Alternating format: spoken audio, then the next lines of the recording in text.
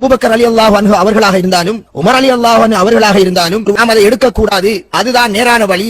நாம் அதை எடுக்கக்கூடாது, அதுதான் நேரான வழி. அபூபக்கர் ரலியல்லாஹு அன்ஹு அவர்களாக இருந்தாலும் உமர் ரலியல்லாஹு அன்ஹு அவர்களாக இருந்தாலும் நாம் அதை எடுக்கக்கூடாது, அதுதான் நேரான வழி.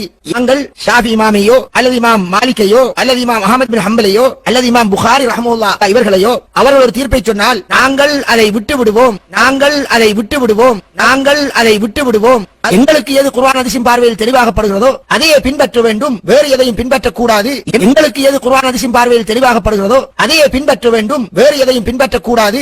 இமாம் புகாரி ரஹ்மத்துல்லாஹ் இவ்வாறு சொல்கின்றார், அந்த கருத்து தவறாகும். ஷாஃபி இமாம் இவ்வாறு சொல்கின்றார், இந்த கருத்து தவறாக இருக்கிறது. வழிகேடர்கள் வழிகேடர்கள் விரலாட்டுவதில் கருத்து வேறுபாடா, நெஞ்சில் தக்பீர் ஆட்டுவதில் கருத்து வேறுபாடா, தஸ்பீஹ் தொழுவதில் கருத்து வேறுபாடா, வித்ர் குனூத்திலே கருத்து வேறுபாடா, சர்வதேச பிறை லோக்கல் பிறையிலே கருத்து வேறுபாடா, அவர்கள் வழிகேடர்கள்.